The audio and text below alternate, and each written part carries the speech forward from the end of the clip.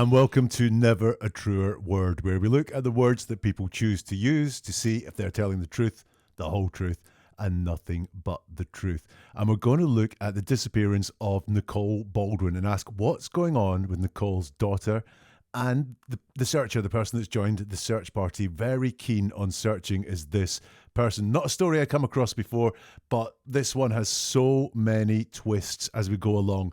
It seems like a fairly ordinary story of a missing woman. And as we go along, stay till the very end because there are so many unexpected developments that happen in this story. Nicole went missing at the beginning of November 23. She's from Mount Dora in Florida, and her daughter was the first person to speak to the press and to beg for help and answers when her mum vanished. This has been put together with help from people in the Never a Truer Word Facebook group. There's a link to it in the description of this show if you want to get involved yourself or even just eavesdrop as people who really know what they're doing talk about statements that they see. As always, this is not just about trying to find out what happened to Nicole, but I want you to come away from these videos knowing a little bit more about how to spot deception in someone's verbals and what they say. So, as we go through this, watch for the depth of descriptions that people use. Are they putting real colour into what they say with some believable explanations, or is it actually just a little bit vague and a little bit generic? And also, in this one, keep an eye out for unusual or unexpected words, just words that you wouldn't expect someone to say in the context they're being said. We'll point them out as they happen. As always, listen, if you want to learn a load more about detecting deception when someone speaks or when someone writes, subscribe or follow, and then you'll get all the new episodes as they arrive. You'll put yourself ahead of 90% of the people in the world if you can spot deception when someone's talking. Always interested in your comments, so you can comment if you can on this platform or get in touch on social media. And a like button and a share helps this content get to way more people. And if you do that, it's greatly appreciated. Thank you. So let's get to the statements and start with Alisha, the daughter of Nicole Baldwin. And this is her speaking about a month after her mother disappeared. Alisha said, "It almost feels surreal right now.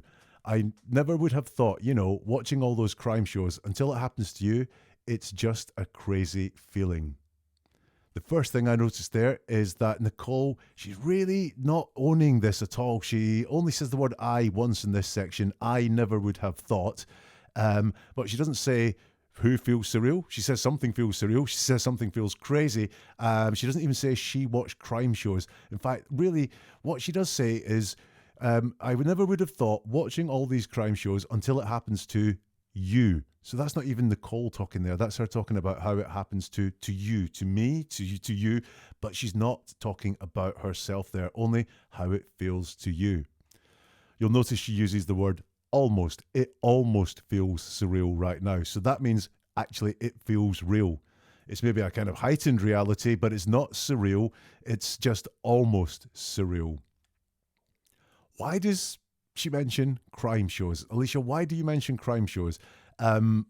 Your mum's gone missing. As far as we know at the moment, there is no crime. She's just disappeared.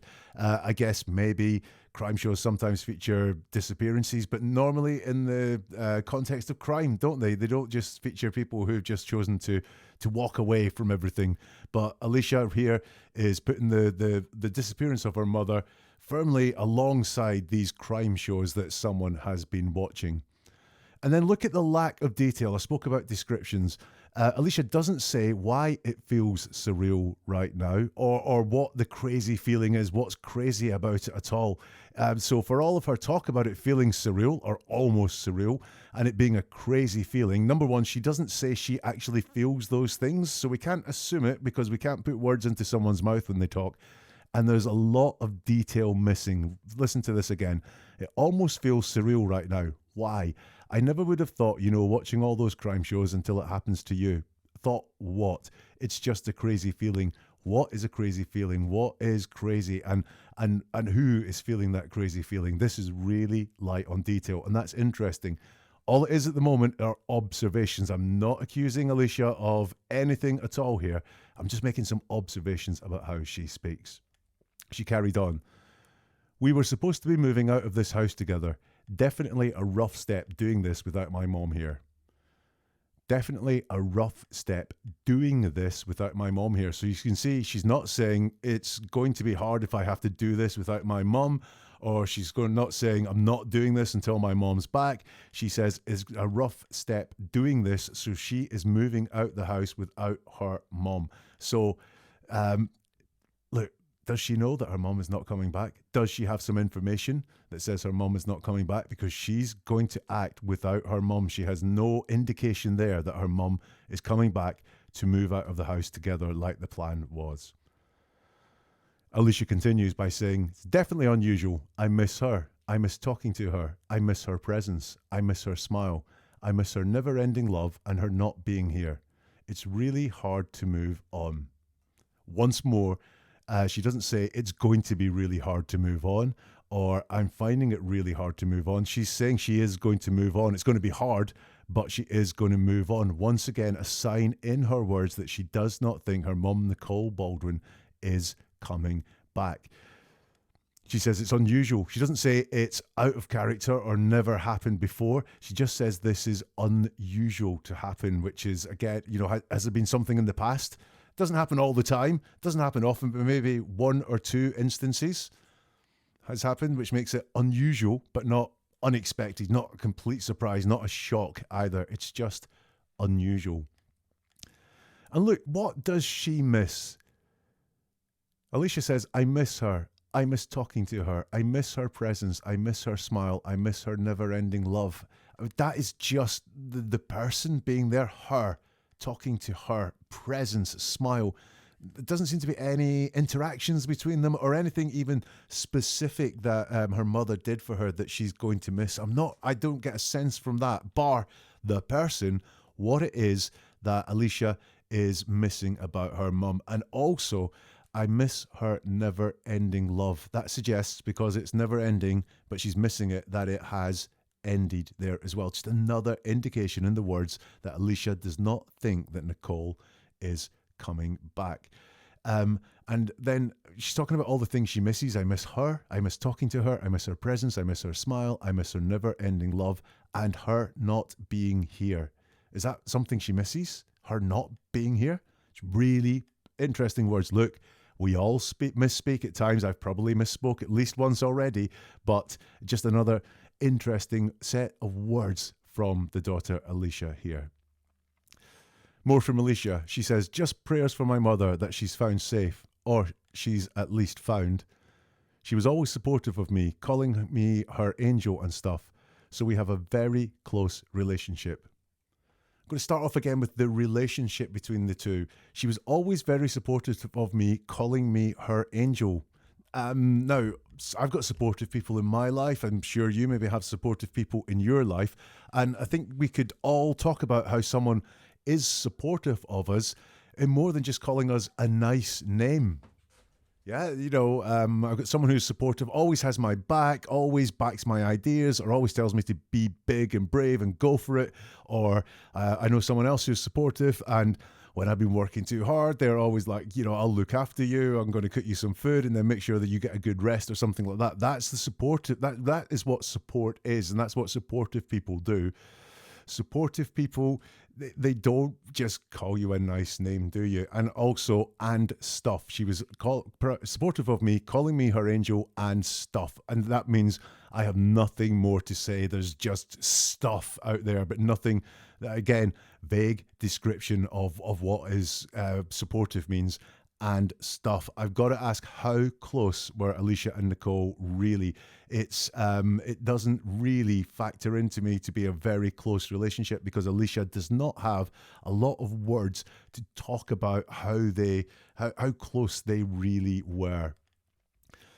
Interesting use of the past tense as well. As far as Alicia's talking now, she wants her mother to be found safe, or at least found. I mean, interesting that she doesn't talk about her mother coming home. Or deciding of her own volition to come back to Alisha. She just wants her found safe, or at least found. But also she uses past tense to talk about her mum. She was always supportive of me, suggests she's not going to be supportive anymore. we had a very close relationship, not we have a very close relationship, suggesting that relationship is in the past. So lots of words from Alisha that suggest she does not think her mum is coming home. And finally, we've got the word so here, a word that I always look at when I hear so. And this is trying to convince us. She says, she was always very supportive of me, calling me her angel and stuff. So we had a very close relationship. She has to tell us that that thing I said, just calling me a name, that's supportive, and stuff, yeah, that's supportive. So we had a very close relationship, because she realizes from this that we really might not take from that there was a close relationship. So we have a very close relationship. Nicole went missing, I think, the day after, or a couple of days after Alisha's 20th birthday. And the article that I've got these quotes from says, Alisha, still remembers their last conversation the day of her 20th birthday. And Alisha's words are, her just telling me she's proud of me and happy that she raised me to be 20 years old. Raised me to be 20 years old. There's a sense of finality there, is what we noticed when we looked at that, as if the job was done. There really is, again, just another sense that job over, the relationship over, we had a good relationship, she's proud of me, she raised me to be 20 years old. And if you look at the description that Alisha has given of this relationship with Nicole, it's all one way. It's all about what Nicole did for Alisha. The smile, being supportive, being proud. There's nothing at all that talks about the interaction between the two of them. Nothing at all about how they got on or anything that they did together, really. It's Alisha taking things from Nicole all the time in her description. So that's the words of Alisha there. And just, I think sometime after this interview, the police decided they wanted to seize the phones of Alisha and her father. And, well, this is what happened next. Missing Mount Dora woman's husband arrests startles neighbours because they found some stuff on Alisha's father's phone which they did not like, and he was arrested, and I think he has since been charged with the pictures of children that they found on his phone. Now let's have a look at Terri. Terri joined the search party. She doesn't have any relationship, as far as I know, with Nicole or Alisha or the family at all. She decided that she wanted to get involved in this search. I know what you might be thinking if you've taken in a lot of true crime, someone who wants to be really close to the search, oh, they're guilty and they really just want to get involved to find out where the investigation is up to. I don't think that's what we're seeing here. Let's look at the words and maybe we'll spot things like that. But there is much more to Terri, I think, when we look at her words, than a good Samaritan. Terri, when being interviewed about the search and her involvement, she said, "It's hard. I just want to find her. I just want to bring her home. I want to give her kids that closure. I'm exhausted, but I'll keep going, looking until we find her." First thing I saw there was two uses of the words just. I just want to find her. I just want to bring her home. If you've watched anything that I've done or listened to anything I've done, the word just puts me on red alert for deception. And with the use of it in this case, I just want to find her. I just want to bring her home. There could be more going on. There could be more wants going on. But by saying just, then Terri is focusing us just to focus on these things that she's talking about and maybe ignore a larger picture that she doesn't want us to go anywhere near. Again, we have Terri talking about finding her and wanting to give the kids closure. Once again, just like with Alisha's words, there seems to be some finality here. Closure is what you get when someone's died or when someone's not coming back. You want it closed. You want to give people closure. You want to find out what's happened, etc., etc. And that is closure. So more words that suggest there's a knowledge that Nicole is not coming back. Terri talks about herself a lot here. Look at how often she says, I just want to find her. I just want to bring her home. I want to give her kids that closure. I'm exhausted, but I'll keep going. And it's only at the very end we find her. So and Terry's really talking about what she wants, not about what the family wants or anything like that. She's talking about what she wants and how she's feeling. But then it's until we find her. So there's going to be more than one person in Terri's mind that finds her.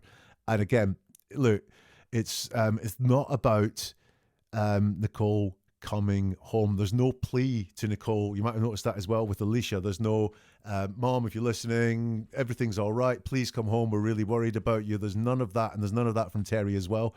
Terri wants to find her twice. She wants to find her and she wants to bring her home. She doesn't want Nicole to come home.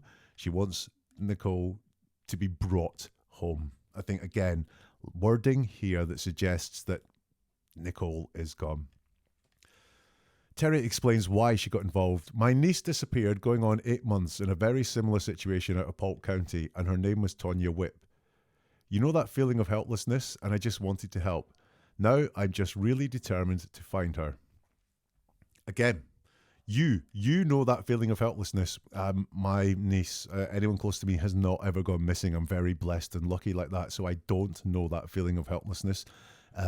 You know that feeling of helplessness. She's not quite talking about her own feeling of helplessness.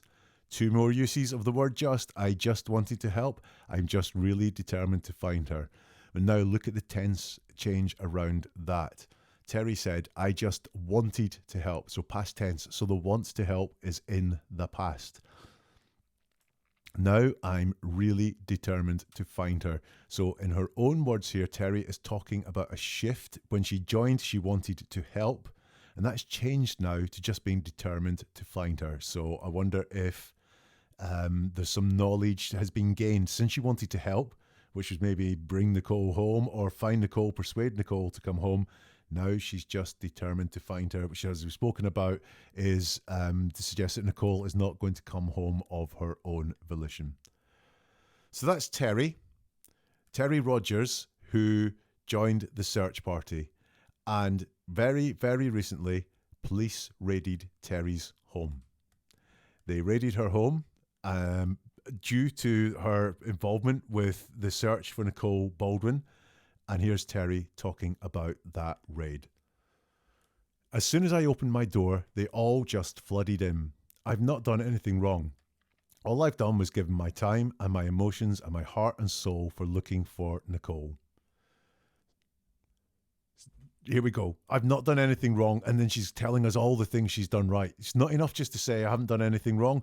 All I've done was given my time, my emotions, my heart, and my soul looking for Nicole. This is a resume statement. This is when someone tells you what a great person they are, how much they've given out to others. Therefore, they can't possibly have done anything bad. This is something that people who do wrong quite often will do.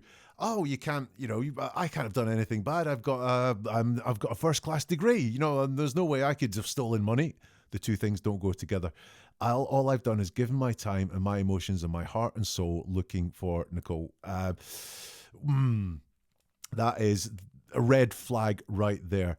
I was interested in some word choice here. They flooded in, they stormed in, they broke in, ran in. Those would be the sort of things I would be expecting to hear. So why did Terri choose flooded around water to describe the police coming in? I've got a theory. And I wonder if water is high in her mind. I wonder if Nicole is around water, is what I'm saying. I wonder if she knows Nicole is around water. The concept is high in Terri's mind, which is why, as an analogy for people coming in to raid her apartment or her house, she has used the term flooded in. I've not done anything wrong. Statement in the negative. It's a denial. But as I've not done anything wrong. We've all done wrong things in our lives at times. I've not done anything wrong. It's not even I haven't done anything wrong here. Or it's, they'll find nothing because there's nothing to look for. It's I've not done anything wrong. It's a statement in the negative. I don't like that. Another red flag. They searched my phone, computer, old laptops, desktops of my deceased husband. They think I withheld information. Now, the after they searched my phone, computer, old laptops, desktops of my deceased husband, when she said they've searched my phone, she because she's thinking about what she's going to say next. So the police I think that I think the phone is what's sensitive to Terri. I think that, that's the first thing that came to her head was they've searched my phone. And some other things, but the phone is sensitive to Terri. I don't know what's on it. I don't know if she just didn't want her phone searched to search their very personal things to people, but I think she's very sensitive to the fact that the police searched her phone. We've got more mention of a deceased husband here. I think this is a play to get sympathy. I've got a deceased husband. I couldn't possibly be involved again with someone that's deceased. And that at the end there, they think I withheld information is not a denial. See that? It's not. They think I withheld information, but I've told absolutely everything I know. Now, there is no denial. She's telling us the accusation. They think I withheld information, but there is no denial. She's interviewed about this on TV, and the interviewer says to her, "You don't know where Nicole." Sorry, and the interviewer says to her, "You don't know where Nicole Baldwin is and what happened to her." And Terri says, "Absolutely not. I have been out there almost every single day." The word absolutely, huge, huge red flag to me. Because if you don't know something, no, I don't know. That's it. I absolutely don't know. Well, you either know or you don't know. You can't absolutely don't know. So why is that word absolutely said? So often used in deception, absolutely. And why are you saying not just I don't know, but absolutely I don't know? And you'll notice this is a question that's got a yes or a no answer. Yeah, you don't know where Nicole Baldwin is and what happened to her. No, I don't know. Yes, I do know. When we're asked questions that you can answer with yes or no, if we say yes or no very quickly in the first few words, then there really is an indication that is potentially a very truthful answer. But there is no yes or no here. It is, you don't know where Nicole Baldwin is and what happened to her? Absolutely not. So there is no yes or no. So that's a huge, huge red flag for me. And then again, I've been out there almost every single day. So this is, again, Terri doing this. Look how good a person I am. I've been searching, Yeah, again, just when Terri's talking, I'm seeing lots of red flags. Terri shared this story on Facebook and said, "This is why I had to cancel the search." And then further on down in the comments, Terri says, "I don't want to tell anyone not to go search. I personally cannot partake," which is obviously what they wanted. "I just pray she's found and is all I have wanted from the beginning." Again, we've got statements in the negative. I don't want to tell anyone not to go search, not keep searching. Yeah, I mean, which would be the thing. Please keep searching. I can't do it. But it's no, it's I don't want to tell anyone not to go search. So the statements in the negative, which are showing where her focus is, I think, which is she does want to tell people don't get involved in this search. Yeah. Again, mention of she's found, not she comes home. I just pray that Nicole comes home. I just pray that Nicole is safe either. It's I just pray that she's found. And when she talks about the actions of the police, she uses obviously, which is a convincing word. Obviously what they wanted. It's not obvious to me that actually what they were looking for was withheld information, not to stop anyone searching. But you, Terri, are using the word obviously. Oh, it's obvious. Obviously, that's what they wanted because Terri's telling me it's obvious. And if I don't see it's obvious, am I a bit dumb for not seeing this? Obviously is a convincing word. There's some manipulation going on here. Just know that getting involved could have the same thing happen to you. Would not wish this nightmare on any innocent person, says Terri on Facebook. So what have we got here? Getting involved could have the same thing happen to you. So this is not, getting involved is not the same thing as searching, is it? Not the same thing as trying to get Nicole found or trying to get Nicole to come home. Getting involved. What was it you were involved with, Terri? What do you think you were involved with? It's not just know that searching could have the same thing happen to you. It's getting involved. And again, we have a sort of non-denial. I would not wish this nightmare on any innocent person. So she doesn't say she's an innocent person in there. It's just, on any innocent person. She doesn't say this nightmare is on an innocent person right now. She just wouldn't wish it in the future on any innocent person. She doesn't deny anything there. She doesn't include herself explicitly in her words as an innocent person. And if someone doesn't say it, we can't assume that's what they mean. We have to listen for what they actually say. And that was where I was kind of finished until someone drew my attention to something else that the daughter Alisha said. So let's go back to Alisha. And this is something she said in an interview, I think was on the 4th of December, so about a month after Nicole disappeared. And she's talking about the phones. And Alisha says, they took my phone, my dad's phone, and I'm just putting it out there for my dad too. I'm speaking for him because it's kind of decapitating the family in a way. You know what I mean? They took my phone, my dad's phone, and I'm just putting it out there for my dad too. I'm speaking for him because it's kind of decapitating the family in a way. You know what I mean? There's a really strange word choice. Decapitating the family. Why she used that analogy? Have you got any thoughts on that? I'd love to hear from you on social media or in the comments down below. But I didn't like that at all. That is a red flag word choice from Alisha. So having looked at all those words, what do I think? I think there was a distance between Nicole and Alisha. I don't see a real close relationship between the two of them at all. I think from Alisha's words, the fact she uses the past tense to refer to Nicole and the sense of finality elsewhere, I think Alisha is certain that Nicole is gone for good. Terri doesn't deny these accusations that are put to her. She doesn't put herself in with an innocent person. She talks about how nice she is. She's keen to play the good Samaritan and show us what a nice person she is. But she doesn't deny that she withheld information. She doesn't put herself in with innocent people. I think Terri knows more than she says, is what I would say. Those are my conclusions. Remember the depth of descriptions. We saw it when we saw Alisha talking about the relationship with Nicole.